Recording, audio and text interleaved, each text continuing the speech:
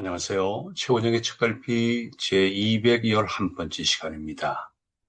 오늘은 아름다움은 남고 고통은 지나간다. 이런 이야기로 생각을 나누겠습니다.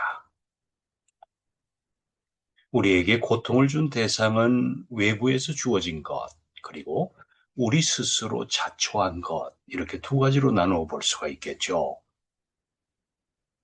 어느 경우라도 중요한 점은 고통 그 자체를 거부하면 해결책도 구할 수 없다는 점입니다. 그래서 우선 고통을 있는 그대로 받아들이는 것이 필요합니다. 있는 그대로 받아들이면 그때부터는 해결책을 모색하게 되어 있거든요. 해결 방법 여러 개가 있겠지만 그 중에 하나는 생각을 바꾸어 보는 겁니다. 모든 고통은 어떤 빛도 보이질 않아서 해결책을 찾기가 너무나 어렵습니다. 그래서 길을 잃고 주저앉아 삶을 포기하기도 하죠. 그렇지만 고통은 터널 속 어둠에 불과합니다. 그저 앞으로 뚜벅뚜벅 걸어가시면 터널의 끝은 나옵니다. 거기에는 어김없이 출구가 기다리고 있을 겁니다. 정채봉 시인의 에세이 처음의 마음으로 돌아가라, 여기에요 멋진 은유가 들어있는데요, 두 가지를 소개해 드리겠습니다. 광야로 내보낸 자식은 콩나무가 되었고 온실로 들여보낸 자식은 콩나물이 되었다.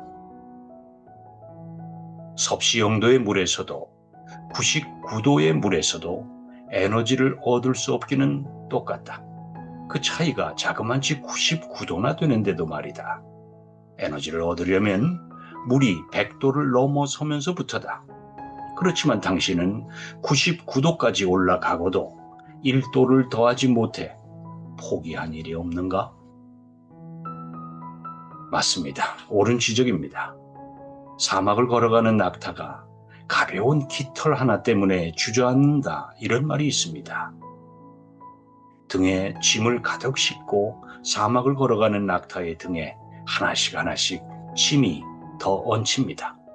힘겹지만 그래도 어딘가에 있을 오아시스를 떠올리면서 뚜벅뚜벅 걸어가지만 이젠 더 이상 걸을 힘도 남아있질 않습니다. 주저앉고만 싶습니다.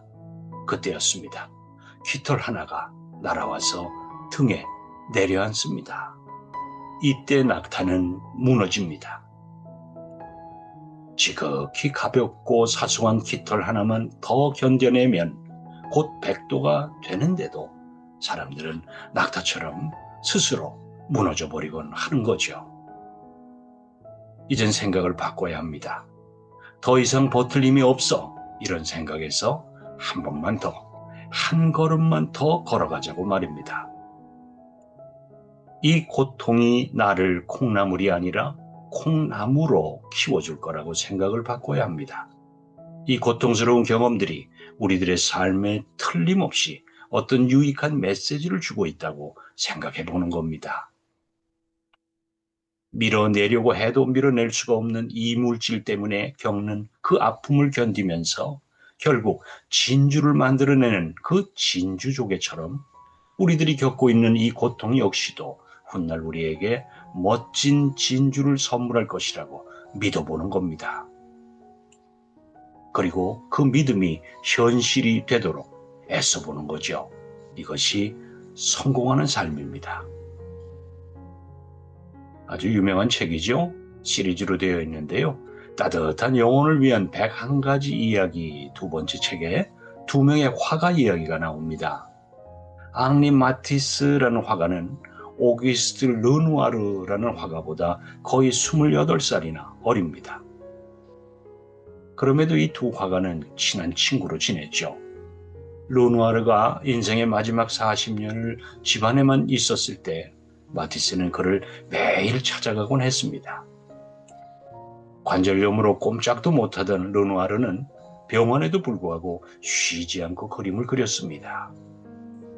어느 날입니다. 르누아르가 붓을 움직일 때마다 고통과 싸우면서 작업하는 것을 본 마티스는 안타까운 마음이 들어서 이렇게 물었습니다. 르누아르 씨, 그렇게 고통스러운데 어째서 계속 그림을 그리시는 거요? 그분의 대답 참 멋집니다. 아름다움은 남지만 고통은 지나가거든. 아, 멋집니다. 그래서인지 그분은 거의 죽기 직전까지도 그림을 그렸다고 합니다. 그분이 그린 가장 유명한 그림 중 하나인 목욕하는 사람들이란 그림은 그분이 불구로 몸을 움직이지 못하게 된 지 14년이나 지난, 즉 돌아가시기 바로 2년 전에 완성한 그림이라고 합니다. 죽음을 부를 만큼 극심한 병마의 고통에도 아랑곳하지 않고 살아있는 동안 붓을 놓지 않는 르누아르에게서 고통을 받아들여야 한다는 배움을, 그리고 그 고통으로부터 아름다운 명작이 만들어진다는 깨달음을 얻을 수 있어서 참 좋았습니다. 무용수 강수진 선생님 워낙 유명해서 여러분도 다 아실 텐데 이분의 이제 그 에세이라고 할 수가 있겠죠. 한 걸음을 걸어도 나답게라는 이 에세이에 나오는 파도 위에서 춤추기라는 글이 잔잔한 감동을 주는데요. 이 짧은 이 글이 우리가 오늘 이야기를 서로 나누었던 이 모든 것의 핵심을 꿰뚫고 있어서 여러분에게 소개해드리면서 오늘 방송을 마치겠습니다. 삶의 무대에서 몰아치는 파도와 만나면 누구나 주저앉고 싶어진다. 하지만 그 파도가 나를 더 나은 곳으로 데려갈 수도 있다. 두 손에 꼭 쥔 열정을 놓치지 않는다면, 열정으로 벅찬 가슴을 믿는다면 그 무대는 온전히 나의 것이 될 것이다. 네, 최원영의 책갈피 211번째 시간. 아름다움은 남고 고통은 지나간다. 이런 제목으로요, 생각을 나누었습니다. 여러분, 감사드리고요. 다음 주 월요일까지 건강 잘 지키시고 반갑게 또 뵙겠습니다. 고맙습니다.